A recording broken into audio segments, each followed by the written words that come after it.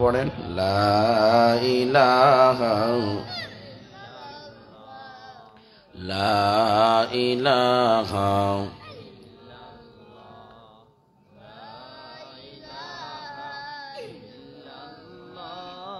লা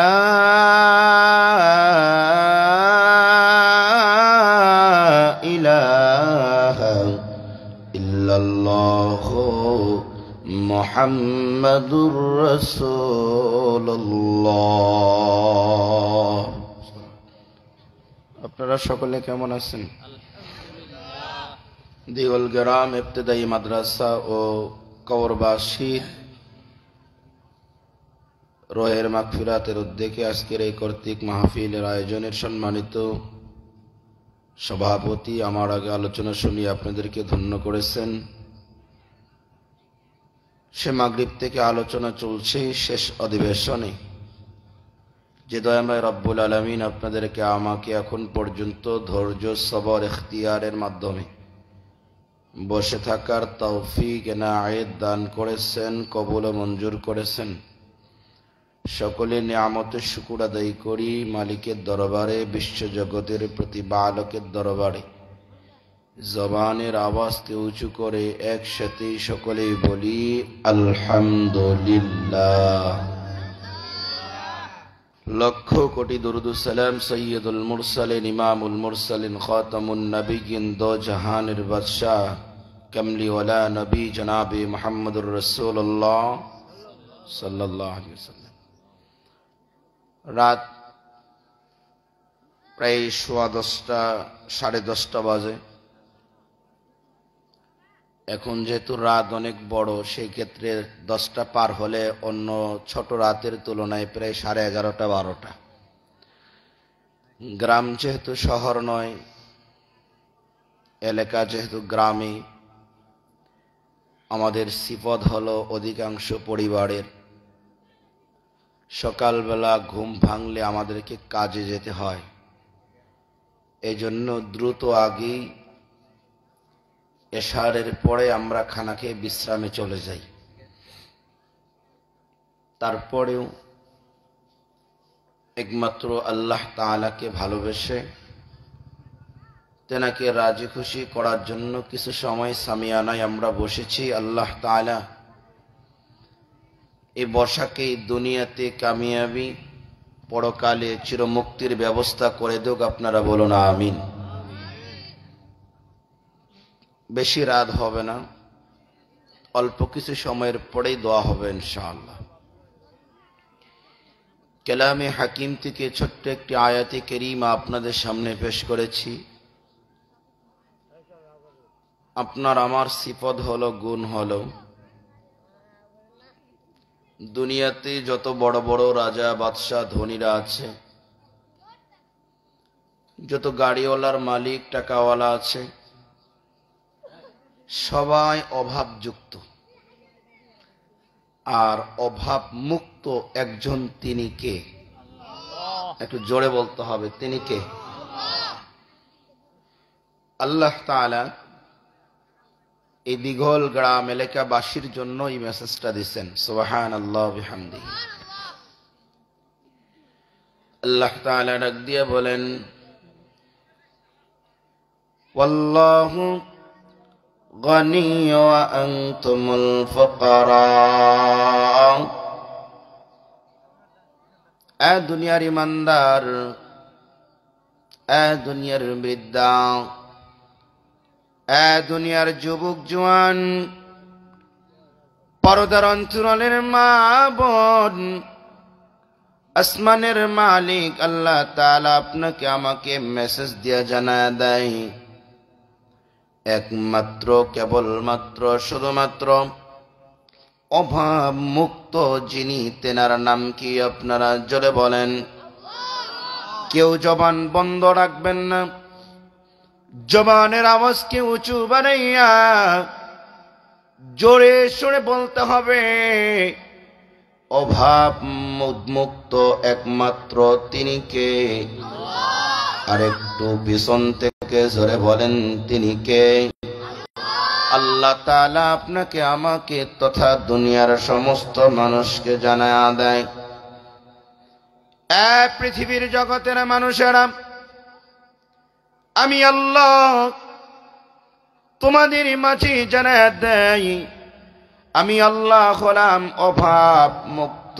আমি আল্লাহর কাছে কোনো অভাব নাই, শুধুমাত্র অভাব হলো দুনিয়ার মানুষের। এই জন্য বান্দা বান্দি, জওয়ান যুবক বৃদ্ধা, যারা যেখানে যে অবস্থানে বিপদের সম্মুখীন হয়, দুনিয়ার মানুষকে ডাকার আগে, স্মরণ করার আগে জেনার নাম নিয়ে ডাকে, তিনি কে? জোরে বলেন। আপনারা আর একটু জোরে বললে খুশি হবে কে?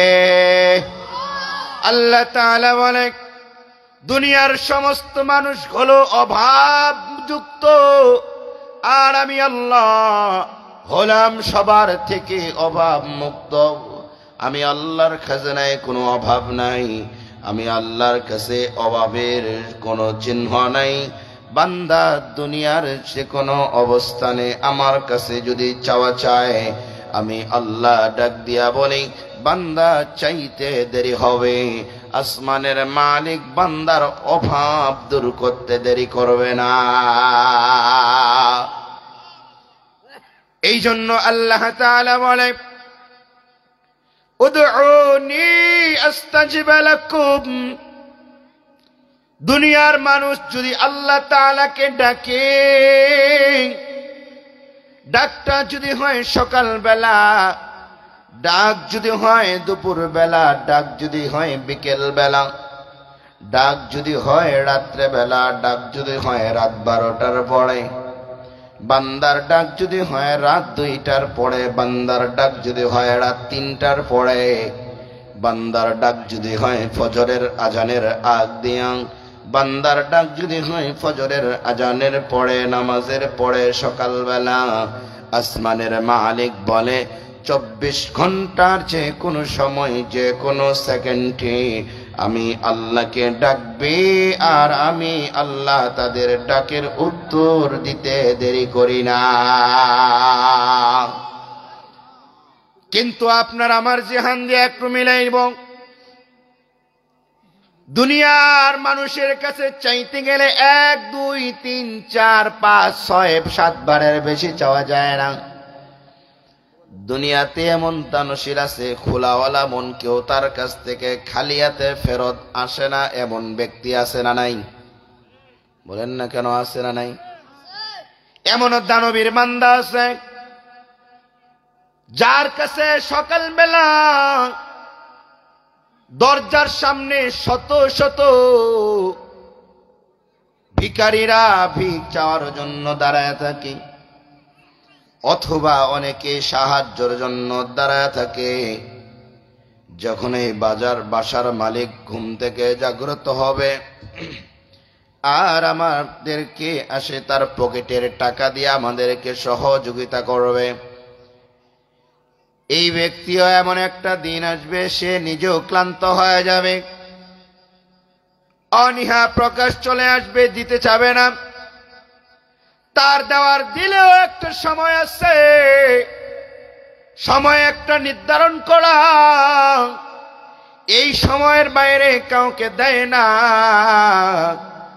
আসমানের মালিক আল্লাহ তাআলা বলে, গোলাম আমি এমন একজন দেওয়ানেওয়ালা মালিক আর বাদশাহ, আমি এমন একজন বিশ্ব জগতের মালিক, বিশ্ব জগতের প্রতিপালক। আমি আল্লাহ তাআলার কাছে বান্দা যখন যেটা চায়, বান্দা যা চায়, আমি আল্লাহ তার দেখে 1000 1000 গুণ বেশি বান্দারে দেয়। আজকে যেমন আপনারা একটা উদাহরণ নিয়ে যান, এই ময়দানে, মাদ্রাসার আঙ্গিনার ময়দান, এখানে এত সুন্দর সামিয়ানা হবে, আর আরামের ঘুমরে হারাম বানায়া এখানে আমরা আসে বসবো। আজ থেকে 7-10 দিন আগেও আপনার আমার যেখানে সেই কল্পনা আসে নাই, কিন্তু আসমানের মালিকের ফয়সালা হলো দিগলগ্রাম ইবতিদায়ী মাদ্রাসার মাঠে 22শে ডিসেম্বরে কোরআনের একটা বাগান হবে। এই বাগানে যারা যাবে ইখলাস নিয়ে তাদের গুনাহ মাফ করে দেওয়া হবে। সুবহানাল্লাহ বলেন না কেন? আরেকটু জোরে বলেন সুবহানাল্লাহ। আরেকটু জোরে বলেন না সুবহানাল্লাহ। আল্লাহর ফয়সালা হলো এই জায়গায় যদি কোনো যুবক হাঁটিয়াটি পা পা করে অগ্রসর হয়ে যায়, সামিয়ানার ভিতরে আসে প্রবেশ করতে দেরি হবে। নবী সরকার দু আলম মুহাম্মাদুর রাসূলুল্লাহ সাল্লাল্লাহু আলাইহি ওয়াসাল্লাম বলে, ওই বান্দার জীবনের গুনাহ ফেরেশতা কেটে কেটে আল্লাহর হুকুমে ক্ষমা করতে দেরি করে না। এই যে আল্লাহর একটা দয়া, আল্লাহ তাআলা বলে গেলাম তুমি চাও নাই, কিন্তু আমি আল্লাহ চাই। দুনিয়ার মানুষ যা চাইবে যদি আল্লাহ না চায় সেটা হতে পারে পারে পারে না, কিন্তু আল্লাহ যেটা চায় দুনিয়ার মানুষ না চাইলেও সেটা হয় কি হয় না? খেলাকার ফয়সালাকার আল্লাহ তাআলা ডাক দিয়া বলে, বান্দা উদউনি আস্তাজিব লাকুম, আমি আল্লাহ তাআলাকে ডাকবা আর আমি আল্লাহ তোমাদের ডাকের সাথে সাথেই তোমাদের সমস্যা আসান দূর করে দেব। বক্সটা কমাই দেন, বক্স জি। মুসলমান ভাইয়ারা, এবার আপনারা সবাই দুইটা হাত জাগান, সুন্দর করে হাত জাগান, তো একটু লাড়ান দেন, জবানের আওয়াজকে উঁচু করে বলেন আল্লাহু আকবার। আর একটু জোরে বলেন আল্লাহু আকবার। হাত নামা। ঘুম আসলে চলে যাবে, আর আল্লাহর নাম উচ্চারণ করলে খুশি হবে কে? ভালো করে বলেন, জোরে বলেন আল্লাহ। বৃদ্ধা বাবারা, পর্দানিশি পর্দার অন্তরালের মা বোনেরা,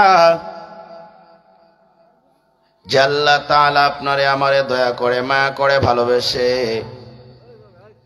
হাজারো ব্যস্ততার কাজকে অপেক্ষা বানাইয়া, হাজারো ব্যস্ততার কাজকে পিছনে ফালাইয়া, শীতের রজনীতে শীতের দিনে আরামের বিছানা আরামের ঘুমরে হারাম বানাইয়া পিছনে লাথি মেরে যে আল্লাহ তাআলা আপনাকে আমাকে একটা মাটির উপরে খেরের উপরে বসাইয়া জান্নাতের সামিয়ানায় ঢুকাইছেন, আল্লাহ তাআলা কি উদ্দেশ্যে আনলেন আর কেন বসাইলেন, ঘুম হারাম বানায়া দিলেন? মালিকের ফয়সালা হলো, বান্দা আমি আল্লাহ যারে বেশি মহব্বত করে ভালোবাসি, আমি আল্লাহ যে কোনো ওসিলা বানাইয়া, যে কোনো ওসিলার মাধ্যম দিয়া ওই বান্দার জীবনের হায়াতের চালানের গুনাহগুলি মাফ করাইয়া আমি আল্লাহ তাআলার জান্নাতের দপ্তরে নামটা নিতে চাই। এখানে যারা আসছেন পর্দার অন্তরালের মা বোনেরা, যারা পর্দার অন্তরাল থেকে বসে বসে কথাগুলো শ্রবণ করেন, এলাকার যুবক ভাইয়েরা যারা ঘরে বসে দোকান পাটি বসে আড্ডা জমাইয়া মাঝে মাঝে কানে আওয়াজ শ্রবণ করেন, এলাকার অনেক বৃদ্ধা বাবারা আসতে পারে নাই, ঘরে বসে বয়ান শুনতেছেন, অনেক এলাকার মা বোনেরা আসতেই পারে নাই, ঘরে বসে বয়ান শুনতেছেন। সবার ব্যাপারে আসমানের মালিকের ঘোষণা হলো, সবার ব্যাপারে আসমানের মালিকের ফয়সালা।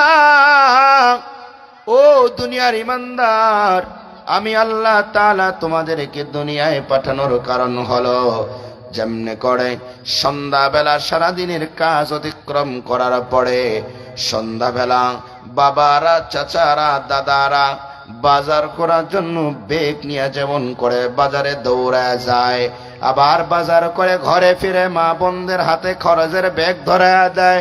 আল্লাহ তাআলা বলে, দুনিয়ার বান্দা, দুনিয়ার বান্দি, যুবক, আল্লাহ তাআলা দুনিয়ায় পাঠাইলেন। কেন পাঠাইলেন? এমন একটা খরচের বেগ হাতে ধরাইয়া আল্লাহ তাআলা আপনাকে আমাকে দুনিয়ার বাসিন্দার হিসেবে পাঠাইছে। এই বেগ হলো নামাজ, এই বেগ হলো রোজা, এই বেগ হলো যাকাত, এই বেগ হলো হজ, এই বেগ হলো দান সদকা, এই বেগ হলো বান্দার জবানে আল্লাহ আল্লাহ বলা, এই বেগ হলো বান্দার মালিকরে খুশি করা। কোন বান্দা, জওয়ান, যুবক, বৃদ্ধা এই বেগ যদি বজায় করতে পারে, আসমানের মালিকের ফয়সালা, আসমানের মালিক বলে দেয় জান্নাতিন তাজরি মিন তাহতিহাল আনহার। আল্লাহু আকবার। আর একটু জোরে বলেন আল্লাহু আকবার। মালিকের ফয়সালা হলো এই বেগ যার ভরে যাবে, আসমানের মালিক আল্লাহ তাআলা ওই বেগ ভরার কারণে তার জন্য অনন্তকাল বাসিন্দার জান্নাত দান করে দেবে। আলোচনা শেষের দিকেই চলে যাব। এবার আপনারা বুকে হাত দিয়ে বলেন তো, কে জান্নাত চায় না? কে চায় না জান্নাত? জান্নাত চাই তো সবাই ইনশাআল্লাহ, ইনশাআল্লাহ। মুআজ্জাজ মুহতারাম হাজিরিন, এই জান্নাতে দেওয়ার জন্য আসমানের মালিক বলে যে আমি আল্লাহ কৌতূহল জাগায়া বান্দার হায়াতের চালানের গুনাহগুলি মাফ করায়া কবরে আসতে দেরি হবে তো বাগান জান্নাতের হতে দেরি হবে না। সুবহানাল্লাহ। আজ আমরা আল্লাহ তাআলাকে কত কাছে পাই। রব কালামে ডাক দিয়া বলেন ওয়া নাহনু আকরাবু ইলাইহি মিন হাবলিল ওয়ারিদ। এ দুনিয়ার ইমানদার, আমি আল্লাহ তোমার কত সামনে যে কাছে থাকি তুমি জানো। ঘাড়ের মধ্যে একটা মোটা রগ আছে, যে রগটা ঘাড় থেকে বড় নিকটে, এর নিকটে কোনো রগ নাই। আসমানের মালিক বলে ওই রগ বান্দা তোমার কাছে যত সন্নিকটে, আমি আসমানের মালিক বান্দা এর থেকেও তোমার কাছে। এই জন্য পয়গম্বর আরবি সাল্লাল্লাহু আলাইহি ওয়া আলিহি ওয়া সাল্লাম বলেন আলা কুল্লুকুম রাইন ওয়া কুল্লুকুম মাসউলুন আন রাইয়াতিহি। দুনিয়ার মানুষ আল্লাহ তাআলা এতগুলি মেসেজ দিয়ে আপনারে আমারে অবগত করার পরেও যদি আপনার আমার আকল বিবেক না খুলে যায়, আকল যদি শুদ্ধ না হয়, আল্লাহ তাআলার নবী বলে সবাইকে আদালতে কিবরিয়ায় আসমানের মালিক দাঁড় করায় আপনাকে আমাকে প্রশ্ন জাগাবে। কেমন করে প্রশ্ন জাগাবে? যেই ঘরের ভিতরে পরিচালনা করে, বাবা হও, দাদা খাও, চাচা খাও, নানা মামা খালা যারাই হবা না কেন, সবার ঘর থেকে সবাই সেনাপতি, ওই সেনাপতিদেরকে আদালতে কিবরিয়ায় আল্লাহ তাআলা কাঠগড়ায় জিজ্ঞাসাবাদ করবেন। আর এই জিজ্ঞাসাবাদ থেকে একমাত্র মুক্তি পাওয়ার ওসিলা হলো, মুক্তি পাওয়ার, নাজাত পাওয়ার মাধ্যম হলো আল্লাহর রাসূল সাল্লাল্লাহু আলাইহি ওয়া আলিহি ওয়া সাল্লাম বলেন লা তাকুমুস সাআতু হাত্তা ইকালা আল্লাহ আল্লাহ। এরা দুনিয়ার ইমানদার, আল্লাহ আল্লাহ আল্লাহ নাম বান্দা যতবার জপবে বান্দার নাম এত দামি হয়ে যাবে। যদিও আপনার আমার চেহারা সুন্দর না, গায়ের কাপড় দাবি না, চুল এলোমেলো, ঘরের ভিটা ভালো না, কিন্তু আসমানের মালিক নবীর মাধ্যমে জানা দেয়, যার জবানে দুই ঠোঁট দিয়া আল্লাহ আল্লাহ আল্লাহ নামের উচ্চারণ হয়, বান্দা যদি পৃথিবীর যে কোনো প্রান্তে, যে কোনো জায়গায়, যে কোনো স্থানে দাঁড়াইয়া আল্লাহ বলে ডাক দেয়, আসমানের মালিক বলে এ গোলাম তুমি জানো না আমি আল্লাহ তাআলা গোটা পৃথিবী বানাইছি তোমার জন্য। বান্দা তুমি জানো না গোটা আসমান বানাইছি তোমাদের জন্য। বান্দা তুমি জানো না গাছ বানাইছি আমি আল্লাহ পশু পাখির জন্য না, আমি আল্লাহ উড়ন্ত পাখি প্রাণীর জন্য নয়, আমি আল্লাহ গাছ বানাইছি তোমার জন্য। আমি আল্লাহ গাছে ফল দিছি বান্দা, আমি আল্লাহ তোমার জন্য। বান্দা খেতে আমি ফসল দেই তোমার জন্য। আমি আল্লাহ আসমানের বৃষ্টি বর্ষণ করি তোমার জন্য। আমি আল্লাহ তাআলা যা কিছু দেখো সব দিয়েছি তোমার জন্য। আরে বান্দা তুমি যদি দাঁড়াইয়া একবার আল্লাহ বলে ডাক দাও যে কোনো প্রান্তে, আসমানের মালিক বলে আমি আল্লাহ এত খুশি হয়ে যাই। খুশি হওয়ার কারণে আসমান জমিন ততদিন পর্যন্ত ধ্বংস হবে না, হবে না, হবে না যতদিন আল্লাহ আল্লাহ মানুষ জবানে উচ্চারণ করবে। আল্লাহ নামের ডাক এত দামি হয়, কিতাবের ভিতরে পাওয়া যায়। যারা মুমিন হবে, যারা ইমানদার হবে, আল্লাহওয়ালা হবে, বান্দা দুনিয়ার খাবারে তার ক্ষুধা নিবারণ হবে কিন্তু হৃদয়ে শান্তি আসবে না। দুনিয়াতে দামি দামি খাবার খাবে, হৃদয় তৃপ্তি পাবে না। সাহাবীদের ভিতরে এমন একজন সাহাবী নবীর কাছে গিয়া দাঁড়ায়া গেলেন, অঝরে কান্নার আওয়াজ শুরু করলেন। আরে মারা, পর্দা নিশি আমার বোনরা, কলিজার টুকরা যুবক ভাই, বৃদ্ধা বাবা, চাচা, দাদা, যাদের কানে আওয়াজ যায়, সাহাবী নবীর সামনে দাঁড়ায় যায়। নবীর সামনে দাঁড়াইয়া দুই চোখের কোনা দিয়া শুধু বৃষ্টির পানির মতো অঝরে পানিগুলো টপ টপ করে জমিনে পড়ে। নবী তাকায় আছে, মুহূর্তেই সাহাবীর দুই চোখের পানি পড়তে পড়তে ওই সাহাবীর বুকের কাপড় ভিজে যায়। নবী ডাক দিছে, সাহাবী কি কারণে কান্নার আওয়াজ এত দামি হয়ে যাইতেছে? তোমার বিকট আওয়াজ শুরু হয়ে যায়। আল্লাহর পয়গম্বর বলা মাত্রই দাহিয়াতুল কলবি নামের সাহাবীটা নবীর হাত খপ করে ধরে ফেলেন। ও মা, ও বোন, যাদের কানে আওয়াজ যায়, সাহাবী নবীর হাত ধরে ডাক দিয়া বলে, পয়গম্বর, আমি যদি আমার পুরো ঘটনা আপনার কাছে বলে যাই, একটু বলবেন আমার আসমানের মালিক আমারে মাফ করবে কি করবে না? হাবিবে কিবরিয়া মুহাম্মদুর রাসূলুল্লাহ সরকারে দু আলম বিশ্বনবী জনাবে মুহাম্মদুর রাসূলুল্লাহ সাল্লাল্লাহু আলাইহি ওয়া আলিহি ওয়াসাল্লাম বলে, দাহিয়া তুমি আমারে বলো তোমার ঘটনার কথা, তুমি বলো আল্লাহ তাআলা মাফ করবে। আল্লাহু আকবার বলেন, আরেকটু জোরে বলেন আল্লাহু আকবার। বুঝাইতে চেয়েছিলাম আপনার আমার গুনাহ এত হয়েছে কিনা, আল্লাহ তাআলা মাফ করবে কি করবে না? দাহিয়া সাহাবী দাঁড়ায় গেছে, ডাক দিছে, ইয়া রাসূলুল্লাহ, আমি দূর দূর বহু দূরে পাড়ি জমাবো, ব্যবসার কাজে বের হয়ে যাব। যাওয়ার সময় আমি আমার বিবির কাছে একটা ওয়াজ করে যাই, মেসেজ দেয়া যায়। কারণ নবী আপনি দুনিয়াতে আসার আগে আমি অনেক আগে দুনিয়াতে আসছি। যেই সময়টা দুনিয়ার মানুষগুলো দুনিয়াতে ছিল কিন্তু অন্ধকারে বসবাস করত। দুনিয়ার মানুষেরা দুনিয়াতে ছিল কিন্তু দিনের আলো ছিল না। কেমন দিনের আলো ছিল না?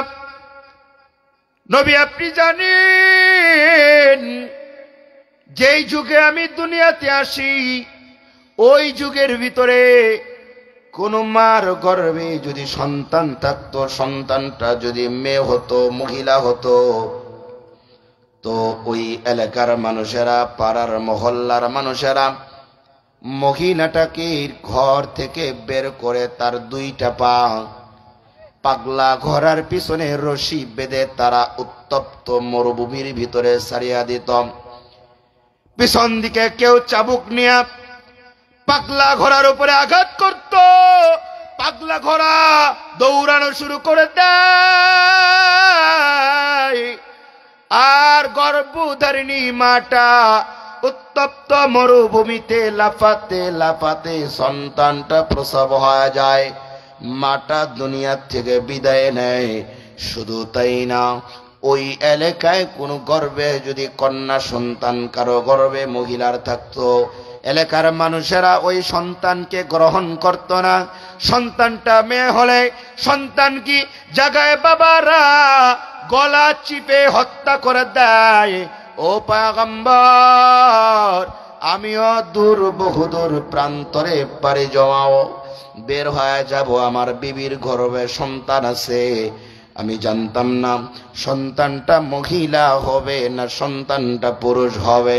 আমার বিবির হাত দুইটা ধরে আমি যখন বিদায়ের পর্যায়ে আমি তার চেহারার দিকে চোখে চোখ বড় করে মেলে লাগায়া ডাক দিয়া বললাম, আদুরের বিবি, বহুদূরে বাড়ি জমাবো, তবে তুমি জানো তোমার গর্ভে এমন একটা সন্তান আছে, জানি না সন্তান ছেলে না মেয়ে। বিবি আমার, সন্তানটা যদি ছেলে হয় তাহলে ভালো করে আদর করে যত্ন সহকারে মায়া মমতায় ভরপুর করিয়া সন্তানটারে বড় বানাইবা, কোনো চাওয়ার কমতি রাখবে না। আর যদি সন্তানটা কন্যা হয়ে যায়, তবে সন্তানটাকে গলা চিপে ওই সন্তান মেটারে তুমি দুনিয়ায় রাখবা না। বলে বাবা শেষ বিদায় নিয়া দূর বহুদূর প্রান্তরে পাড়ি জমায় চলে যায়। কিতাবের ভিতরে পাওয়া যায় ওই মহিলাটার সন্তান প্রসব হয়ে যাবে। এই সময় এই মহিলাটা নিজের গর্ভের থেকে সন্তান দুনিয়াতে আসে, কিন্তু আল্লাহ তাআলার খেলা হলো ওই সন্তানটা কন্যা। মা কন্যা সন্তান রে কোলে নিয়া সন্তানের চেহারার দিকে তাকাইছে। মার শক্ত পাথরওয়ালা দিলটার সাথে সাথে নরম হয়ে গেছে। মা মারবে এই শক্তি মার কাছে নাই। মা সাথে সাথে সন্তানটারে নিয়ে কপালে একটা চুমু দেয়, সন্তানটারে কোলে নিয়ে দুধ পান করা দেয়। এলাকার ভাইয়েরা, যুবক বন্ধুরা, বৃদ্ধা বাবারা, পর্দার অঞ্চলের মা বোন, আল্লাহর পয়গম্বরের সামনে সাহাবী দাঁড়াইয়া বর্ণনা করে, ইয়া রাসূলুল্লাহ, হঠাৎ করে আমার বিবি যখন বর্ণনা দেয়, ওই সন্তানটারে কোলে নিয়ে মা চুমু খাওয়ার পরে মার মারানোর শক্তিটা সন্তানের দেখে হারায় ফেলে। সন্তানটারে আস্তে আস্তে বড় করে। আমি দূর বহুদূর প্রান্তরের ব্যবসা শেষ করে বাড়িতে আসি, দরজার সামনে দাঁড়ায় যাই। দরজার সামনে দাঁড়ানোর পরে দরজা একটা লক করি, একটা ছোট্ট 7-8 বছরের একটা বাচ্চা কন্যা সন্তান এসে আমার দরজাটা খুলে দেয়। দরজা খোলা মাত্রই আমি সন্তানটারে দেখে আমি রাগান্বিত হয়ে নিজের ঘরে প্রবেশ করে যাই। নিজের ঘরে যাওয়ার পরে আমার বিবি দৌড়ায় আমার পায়ের ভিতরে হামাগুড়ি খেয়ে পড়ে যায়, আর পার কদমগুলো ধরে চিৎকার মারে, আমারে ডাক দিয়ে বলে, আরে স্বামী আমার, কখনো নয়, কখনো নয়, আপনার কাছে আমার কোনো আবদার ছিল না, কোনো আবদার করি নাই। তবে আজকের আবদার হলো আমি আপনারে দরজা খুলে দেই নাই, একটা ছোট্ট মেয়ে দরজা খুলে দেয়। মেয়েটা কেউ নয়, আপনার মেয়ে, আমার মেয়ে। ওরে স্বামী আমার, আমার দুইটা হাত বাড়াইয়া আপনার কাছে আমার মেয়ের জান ভিক্ষা চাই। বলা মাত্রই স্বামীটা ক্লান্ত হয়ে যায়। স্বামী তার মাথায় হাত বলে, যাও বিবি, আমি সন্তানটারে মারব না, দাহিয়াতুল কলবি সাহাবী নবীর সামনে দাঁড়ায়া এইভাবে বলে, নবী আমার, যখন আমি বাজারে চলে যাই বাজার করার জন্য, বাজারের মানুষগুলো আমারে দেখার পরে নাক ছিটকায়, আমার থেকে তাদের মুখ ফিরায় নেয়, আলাদা করে নেয়, আমার দিকে তাকায় না, আমারে দেখে থুতু নিক্ষেপ করে। শুধু তাই না, বাজারের দোকানওয়ালা দোকানদারেরা আমারে বাজার খরচ দেয় না। এক পর্যায়ে আমি সিদ্ধান্ত নিয়ে নেই, এলাকার ছোট্ট ছোট্ট বাচ্চারাও আমারে দেখে বলে, দেখো এটা নাকি দাহিয়া, তার ঘরে কন্যা সন্তান হয়, এটা কেমন পুরুষ, এটা তো পুরুষ না। এক পর্যায়ে ছোট্ট ছোট্ট বাচ্চারা যখন আমারে ব্যঙ্গ করে, আমার মমের মতো গলা মনটা পাথরের মতো শক্ত হয়ে যায়। আমার ঘরে গিয়ে আমার বিবির ডাক দিয়া বলি, বিবি আমার সন্তানটারে বের করে দাও, গোসল করায় দাও, শ্বশুরালয়ে নিয়ে যাব। আমার মেয়েটারে আর আম্মা যান কাপড় পরায়া সুন্দর করে সাজাইয়া আমার হাতে দেয়। আমি যখন নিয়ে বের হই, আমার বিবি দৌড়াইয়া আমার সামনে হাজির হয়ে যায়। আমারে ডাক দিয়া বলে, স্বামী আমাকেও নিয়ে যাও। আমি বলি, না, আমার কন্যা সন্তানরে নিয়ে আমি আগে নানির বাড়িতে যাব। এই কথা বলে মেয়েটারে নিয়ে রাস্তা দিয়া হাঁটি হাঁটি পা পা করে নানির বাড়িতে যায়। এখন করুণ ঘটনা হলো, সন্তানটা মেয়ে কন্যা বাবার অঙ্গুলি জড়া ধরছে। সন্তানটা বাবার অঙ্গুলি ধরে হাঁটি হাঁটি পা পা করে নানির বাড়ির দিকে রওনা করে। কিছু দূর যাওয়ার পরে দাহিয়া বলে, নবী আমার, আমি সঠিক রাস্তা থেকে আলাদা হয়ে একটা জঙ্গলের রাস্তায় যখন ঢুকে যাই, মেয়েটা আমার অঙ্গুলি ধরা ছিল, সাথে সাথে আমার হাতটা শক্ত করে ধরে আমার ছোট্ট মেয়েটা টান দিয়ে বলছে, বাবা এই রাস্তা না, এটা তো নানির বাড়ির রাস্তা না, এই যে সোজা রাস্তা এটাই তো আমার নানুর বাড়ির রাস্তা। নবী আমার, আমার মেয়ে বলার সাথে সাথে আমার গায়ের পশমগুলো দাঁড়ায় গেছে। আমি আমার মেয়ের চেহারার দিকে তাকায় বলছি, মা এটা হলো অনেক দূরের রাস্তা, এটা তাড়াতাড়ি যাওয়া যায়। আমার মেয়েটারি অঙ্গুলি ধরে জংলার পরেয়া এক মরুভূমির প্রান্তে গিয়া আমার ছোট্ট মেয়েটারে ডাক দিয়া বলছি, মা ওই যে জায়গায় গাছের গোড়ায় বসো। মেয়েটা বসে যায়। আমি এই মরুভূমির মাঝ প্রান্তে গিয়া বালিগুলো খনন করতেছি, বালিগুলো গর্ত করতেছি। হঠাৎ করে গর্ত করতে করতে উত্তপ্ত মরুভূমি, আসমানের সূর্যের তাপ আমার শরীরের ভিতরে ঘাম দিয়া পূর্ণাঙ্গ হয়ে যায়। আমার আদরের মেয়েটা দৌড়াইয়া আমার কাছে এসে হাজির হয়ে যায়। আমার কাছে হাজির হয়ে আমাকে ডাক দিয়া বলছে, বাবা তুমি এত কেন কষ্ট করো, তুমি না ঘেমে গেছো? আমার মেয়েটা আমারে জড়ায়া ধরে বসায়া ফেলছে। আমার মেয়ের নতুন জামার আঁচলটা দিয়া আমার মুখের ঘামগুলো মুছে দেয়। আর ডাক দিয়া বলে, বাবা তোমার কি মায়া লাগি না? ও বাবা তোমার কি কষ্ট হয় না? কেমন করে তুমি এই রৌদ্রের ভিতরে কাজ করো? নবী আমার, আমার মেয়েটা আমারে এইভাবে একবার ঘাম মুছায়া দেয়, আবার জায়গায় বসে যায়। আবার আমি গর্ত খনন করে আবার শরীরটা আমার ঘামে ভিজে যায়। ছোট্ট মেয়েটা তো দাঁড়ায় আমাকে ধরতে পারে না, আবারও দৌড়ায় আসে। আমার ছোট্ট মেয়েটা দুইটা হাত ধরে টান দিয়া জমিনে বসায়া মেয়ের জামার আঁচল দিয়া আমার মুখে, আমার মাথা, পিঠ, হাতের ঘামগুলো মুছে দিয়া মেয়েটা আমার গালে একটা চুমু দিয়া চলে যায়। আবার আমি কাজ শুরু করে দেই। তৃতীয়বার আসে, আবারও ঘাম মুছে দিয়া মেয়েটা চলে যায়। নবী আমার কাজ সম্পূর্ণ হয়ে যায়। এরপরে আমার মেয়েটাকে আমি এই দূর থেকে ইশারা করি, আসো। মেয়েটারে ইশারা করা মাত্রই মেয়েটা চাকতক পাখির মতো এক পলকে দৌড়াইয়া আমার সামনে হাজির। মেয়েটা দাঁড়ায় যায়। আমি মেয়েটার দিকে তাকায় দেখি, মেয়েটা তার মায়াবী চেহারায় আমার চেহারার দিকে তাকায় আছে। আমি মেয়েটারে বলি, মা হাত দুইটা পিছনে দাও। মা দুইটা হাত পিছনে দিয়া ফালাইছে। আমি বলছি, মা তুমি হাত দুইটা পিছনে দিয়া আমার সামনে থেকে মুখটা ফিরায়া পিছন দিকে মুখটা নাও। মেয়েটা ঘুরে গেছে, হাত দুইটা পিছনে দিছে। আমার মেয়েটা পিছনে হাত দুয়া মাত্র আমার পকেটের রশিগুলো বের করে ওই মেয়ের হাতগুলো শক্ত করে বাঁধা শুরু করে দেয়। মেয়েটার সামনের দিকে তাকায় চিৎকার করছে, আব্বা রে, কেন তুমি আমার হাত শক্ত করে বাঁধাও? বলা মাত্র আমি বলছি কোনো কথা বলবা না। হাত দুইটা শক্ত করে বাঁধি, আমার মেয়ে কথা বলে না, কিন্তু মেয়ে ভয়ে উত্তপ্ত মরুভূমিতে দাঁড়াইয়া থরথর করে ভয়ে কাঁপা শুরু করে দেয়। মেয়েটা কাঁপতে কাঁপতে কাঁপতে ক্লান্ত হয়ে যায়। আমি বাবা নিষ্ঠুর মন ওই মেয়ের পায়ের মাঝখানে আমার পাটা ঢুকায়া ল্যাং মেরে মরুভূমিতে ফালাইয়া দেয়। এরপরে মেয়ের হাঁটুর উপরে আমি বসে যাই।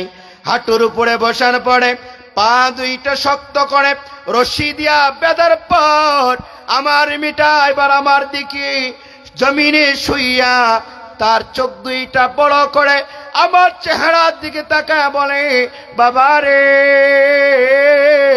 আমারে যেমনি করে ফালাইছো, আমার মনে বলে এই গর্তেই মনে হয় আমারে ফালাইয়া দিবা। বাবা তোমার কি দয়া হয় না? তোমার কি মায়া লাগে না? তোমার কি একটু মায়া হবে না রে আব্বা? আমারে কেমনে করে গর্তের ভিতরে ফালাইয়া তুমি মারবা? ও বাবা, আমার একটা বারের জন্য যদি তুমি আমারে হাতের বান খুলে দাও, পায়ের বান দুইটা খুলে দাও, আমার এই দুই চোখটা যেদিকে যায় আমি সেই দিকে চলে যাব। আমি কখনো কোনো সময় পৃথিবীর এমন কোনো মানুষকে, এমন কোনো প্রাণীকে আমি কথা বলবো না। আমার বাবা তুমি, তোমারে বাবা বলেও পরিচয় দেব না। বাবা তুমি আমার একটা বারের জন্য হলেও ছাড়িয়া দাও। কিন্তু দাহিয়া নবীর সামনে দাঁড়ায় ডাক দিয়া বলে, নবী আমার মেয়েটা যত বারবার করে চিৎকার করেছে, আমি মেয়ের কথায় কর্ণপাত করি নাই। মেয়েটারে শক্ত করে দুই হাত দিয়া ধরে মাথার উপরে উঠাইয়া আমার মেয়েটারে দাঁড় করাইয়া মেয়েটাকে মাথার উপর থেকে কবরটার ভিতরে যে মাটি গর্ত খনন করেছি উপর থেকে তারে ওই কবরে মাটি খননের ভিতরে ফালাইয়া দেয়। মেয়েটা যখন মরুভূমির গর্তের ভিতরে পড়ে যায়, নবী আমার মনে হয় মরুভূমিটা দুই পাশে হেলে দুলে কাঁপাকাঁপি শুরু করে দেয়। মেয়েটা গর্তের ভিতরে পড়ার পরে এত জোরে বিকট আওয়াজের শব্দ, পয়গম্বর আমার দিলে মায়া লাগি নাই, আমার দিলে একটু মায়া হয় নাই। মেয়েটা নিচে পড়ার পরে বাবা বলে চিৎকার করছে আর আমার দিকে ডাক দিয়া বলছে, বাবা তুমি একটা বারের জন্য হলেও আমাকে ছেড়ে দাও, আমি তোমারে বাবা বলে স্বীকার করব না।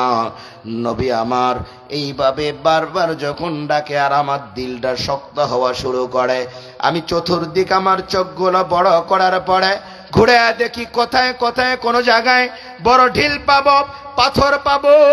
দৌড়া দেখি কিছু দূর দূরে বড় একটা পাথর পাওয়া যায়। পাথরটা নিয়ে দৌড়ায় এসে আমি তার গর্তের সামনে দাঁড়ায় গেছি। কিতাবে আসে পাথরটা দুই হাত দিয়া এইভাবে আলোক করে মাথার উপরে দাহিয়া তুলে রাখছে। আর মেয়ে নিজেই বাবার দিকে চোখ তাকায় আছে। মেয়েটা ডাক দিয়া বলে, আমার বাবা এত বড় পাথর, এটা আমার মাথার উপরে পড়লে আমি মেয়ে বাঁচব না, বাবা তুমি পাথরটা আমার উপর দিবা না। নবীরে বলে পয়গম্বর পাথরটা নিয়ে মাথার উপরে দাঁড়ায় গেছে। আমার মেয়েটা ডাক দেয়, আমি মেয়ের কথা কর্ণপাত করি নাই, শুনি নাই, কিন্তু আমার দিলের উপরে তার উপর ঘৃণা জাগা শুরু করে দেয়। এত বড় পাথরটা হইয়া আমি বাবা নিজেই জন্মদাতা বাবা পিতা হইয়া এই পাথরটা তার মুখের উপরে এত জোরে ঢিল দেয়, মেয়ের মুখের উপরে কপালে যখন পাথরটা লেগে যায় কাপড়ের রক্ত ফিঙ্গি ফেরে বের হয়, রক্তটা আমার গায়ে পরিণত হয়ে যায়, তারপরেও মায়া লাগে নাই। এরপরে আমি নিজেই মাটিগুলো কবরের ভিতরে দিয়া, আমি বাবার 2 পা দিয়া ওই মেয়ের কবরটারে খিসে চাপা মাটি দিয়া আমি বাবা সেখান থেকে হাঁটতে নিজের ঘরে আসছি। নবী আমার যতগুলি কদম ফালাইছি, প্রতিটা কদমে আমার মেয়েটা আমাকে ডাক দিছে, বাবা কেমন করি তুমি চাপা মাটি দিলা, তোমার কি মায়া হলো না বাবা, তোমার কি দয়া হলো না বাবা, তোমার কি মায়া লাগে না? বারবার এইভাবে আওয়াজটা কানে আসে। নবী যখন ঘরের ভিতরে যায়, সন্তানের মা এত ভালোবাসে, সন্তানের মা সন্তানকে নিজের জানের থেকে এত ভালোবাসে। এই জন্য কালামুল্লাহ শরীফে আল্লাহ তাআলা তিনার ইবাদতের পরে মা বাবার খেদমত আনুগত্যর আদেশ আল্লাহ তাআলা দেয়। কারণ দুনিয়ার মানুষ সব থেকে বেশি ভালোবাসে একমাত্র আমার আল্লাহ, আর মাখলুকাতের মধ্য থেকে সন্তানদের সবচেয়ে বেশি মহব্বত করে ভালোবাসে একমাত্র মা বাবা। এই মা বাবার ভিতর পার্থক্য হলো সব থেকে বেশি আদর স্নেহ ভালোবাসা মায়া মমতা করে তিনি হলেন মা। এই জন্য আল্লাহ তাআলা কালামে সেই কথাও বলে, ওয়াকাযা রাব্বুকা আল্লা তা'বুদু ইল্লা ইয়্যাহ ওয়া বিল ওয়ালিদাইনি ইহসানা। দুনিয়ার ইমানদার দলেরা, 1 নম্বর আমি আল্লাহর গোলামি করবা, আমি আল্লাহর গোলামি ছাড়া ভিন্ন কারো গোলামি চলে না। ওয়া বিল ওয়ালিদাইনি ইহসানা, 2 নম্বর আমি আল্লাহর গোলামের পরে মা বাবার উপরে ইহসান করবা, দয়া করবা। মা বাবার উপরে কেউ আক্রমণমূলক কথা বলবে না, কারণ আল্লাহ তাআলা জানে দুনিয়ার ভিতরে সন্তানকে মা যখন গর্ভে ধারণ করে ওই মার মতো সন্তানকে কেউ ভালোবাসে না। কিন্তু আজকাল আপনার আমার গ্রামগঞ্জ পাড়া শহর মহল্লার ভিতরে হলো মা বাবাদের সন্তানরা খবর রাখে না, কিন্তু মা একটা ঝুপড়ি ঘরে এই শীতের রজনীতে পাতলা একটা কম্বল নিয়ে মা ঘুমায়া থাকে, কিন্তু বারবার গভীর রজনীতে সন্তানের কথায় স্মরণ করে, কিতাবের ভিতরে আসে মা এই জন্য এত দামি হয়ে যায়। এরে বৃদ্ধা বাবারা, যুবক ভাইয়েরা, পর্দানিশী মা বোনেরা, আল্লাহ তাআলা বললেন ওয়াবিল ওয়ালিদাইনি ইহসানা, পিতা মাতার খেদমত করো আর পিতা মাতাকে আক্রমণমূলক কোনো কথা বলবা না, কারণ মা বাবা হলো এত দুনিয়ার ভিতরে তোমার দামি। দাহিয়া বলে, নবী আমার, আমি দুনিয়াতে যখন ওই ঘরের ভিতরে প্রবেশ করি, আমার সন্তানের গর্ভে ধারিণী মাটা ঘরের দরজার সামনে দাঁড়ায় আছে। যখনই দেখছে আমার গায়ে রক্ত আর আমার সাথে আমার কন্যা নাই, আমার বিবিটা ওই ঘরের আঙ্গিনায় 1 লাখ উপরে উঠে লাফ দিয়া জমিনে পড়ে বেহুশ হয়ে গেছে। সাথে সাথে ওই জায়গায় মহিলাটা বেহুশ হওয়ার পরে সেন্স হারায় ফেলছে, পাগল হয়ে গেছে। আজবতি ওই মহিলাটা, আমার বিবিটার জেহেন সুস্থ হয় নাই, ভালো হয় নাই। নবী আপনি একটু বলে দেন আল্লাহ তাআলা ওই গুনাহ থেকে আমাকে মাফ করবে কিনা, ওই গুনাহ থেকে আমার আল্লাহ আমাকে ক্ষমা করবে কিনা। আসমানের মালিক রে আল্লাহ তাআলা জিব্রাইলের মাধ্যমে জানা দেয়, জিব্রাইল নবীরে জানা দাও যে গোষ্ঠ নিয়া দাহিয়া আপনার দরবারে আসছে, আসমানের মালিক কথা দেয়, আসমানের মালিক বলে দেয় দাহিয়া খাঁটি তওবার নিয়তি আপনি মুহাম্মাদের দরবারে আসার কারণে, কালিমা পড়ার কারণে আল্লাহ তাআলা ওই দাহিয়ার ওই হত্যার মামলা গুনাহকেও আল্লাহ মাফ করে দেয়। সুবহানাল্লাহ। মুসলমান ভাইয়েরা আমার, এই জন্য আমার শেষ কথা হলো, বিপদে আপদে সুখে দুঃখে বাজার ঘাটে ঘরে বাড়িতে সব জায়গায় যারে স্মরণ করা লাগে তিনি কে? আর একটু জোরে বলেন তিনি কে? আরো জোরে বলেন তিনি কে? এই আল্লাহ তাআলা ডাক দিয়া বলে, বান্দা দুনিয়াতে কোন জায়গায় যদি কোরআনের মজমা হয়, বাগান হয়, আর যদি বসে যাইতে পারো, আমি আল্লাহ তাআলা ওয়াদা করি ওই জান্নাতের বাগানের ওসিলা বানাইয়া আমি আল্লাহ তাআলা তোমাদের সবাইয়ের মাফ করে দেয়। সুবহানাল্লাহ। উনি কই আসতেছে?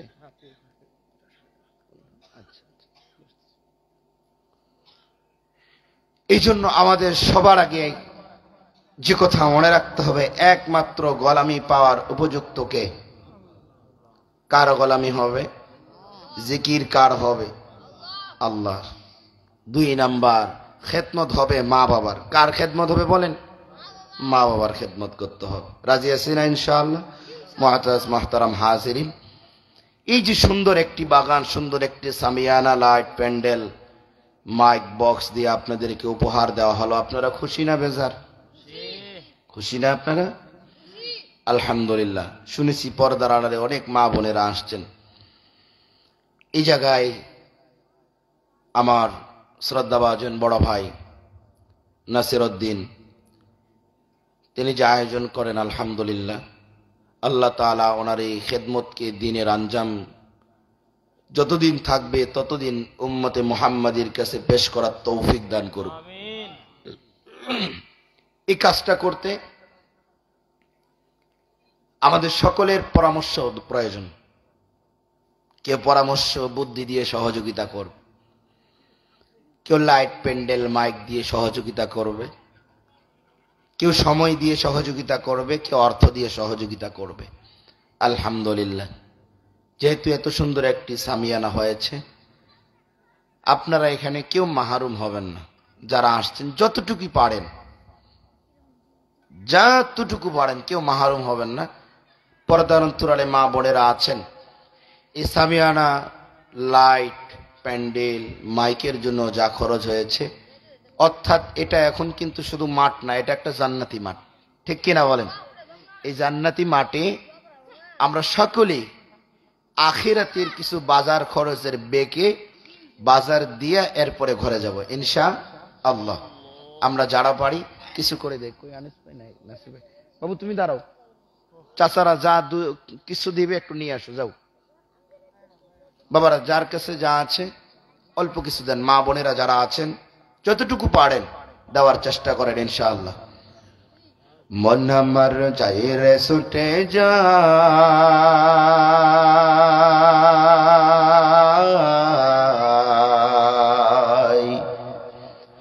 ঘুমিয়ে আসে যেথায় আমার প্রিয় নবী ওই মদিনায়, আমার প্রিয় নবী ওই মদিনায়। মন আমার যাই রে ছুটে যাই,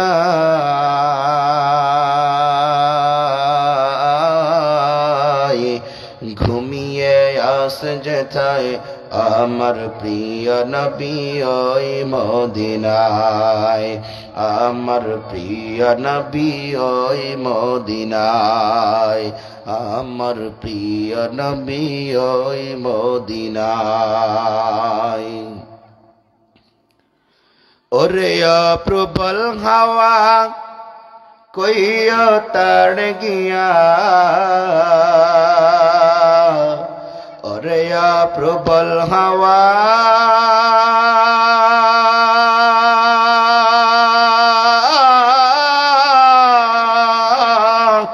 কইও তার গিয়া, অদমে বসে আছি তারি আশায়, যার লাগিয়া কাঁদে হৃদয়, আমার প্রিয় নবী ওই মদিনায়, আমার প্রিয় নবী ওই মদিনায়। মন আমার যাই রে ছুটে যায়, ঘুমিয়ে আসে যেথায় আমার প্রিয় নবী ওই মদিনায়। থাকতো যদি ডানা না মানিতাম না, থাকতো যদি ডানা না মানিতাম না, উড়ে যেতাম ওই সোনার গায়। যার লাগিয়া কাদের হৃদয়, আমার প্রিয় নবী ওই মদিনায়, আমার প্রিয় নবী ওই মদিনায়। মন আমার যায় রে ছুটে যায়, ঘুমিয়ে আসে যেথায়, আমার প্রিয় নবী ওই মদিনায়, আমার প্রিয় নবী ওই মদিনায়।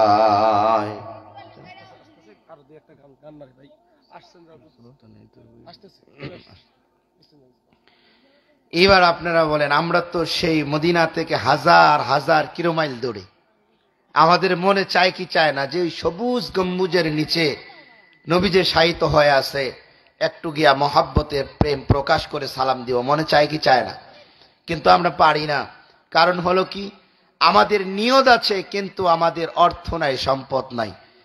কিন্তু বান্দা যদি নিয়ত ইখলাস সহি থাকে, হয়তো আল্লাহ তাআলা ইখলাসের বরকতির কারণে বান্দাকে যাওয়ার জন্য কবুল করে নিতে পারে। সুবহানাল্লাহ। মনে বড় আশা ছিল যাব মদিনায়। যাদের জানা আছে একটু পড়েন, প্রেম প্রকাশ করেন। মনে বড় আশা ছিল যাব মদিনায়, সালাম আমি করব গিয়ে,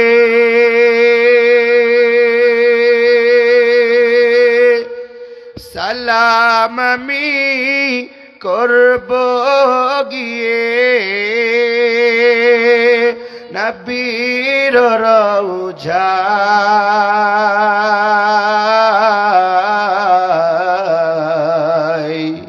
মনে বড় আশা ছিল যাব মদিনায়, মনে বড় আশা ছিল যাব মদিনায়। আমার মন কান্দে যাইতে মদিনায়, আমার মন কান্দে যাইতে মদিনায়, আমার মন কান্দে যাইতে মদিনায়। গরিব আমি বাংলায় বাড়ি,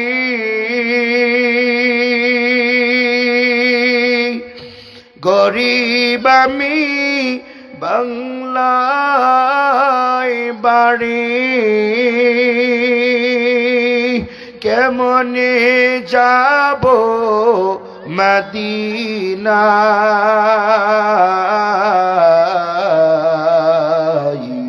আমার মন কান্দে যাইতে মদিনায়, আমার মন কান্দে যাইতে মদিনায়। আল্লাহ, আপনি আমাদের সবাইকে সেই রাসূলের জিয়ারত কবুল করুন, বলুন আমিন। ওয়া আখির দাওয়ানা আনিল হামদুলিল্লাহি রাব্বিল আলামিন। ইনশাআল্লাহ হুজুর দোয়া করবে, দোয়ার পরেই আপনাদেরকে বিদায় দেওয়া হবে। সকলে থাকবেন তো ইনশাআল্লাহ?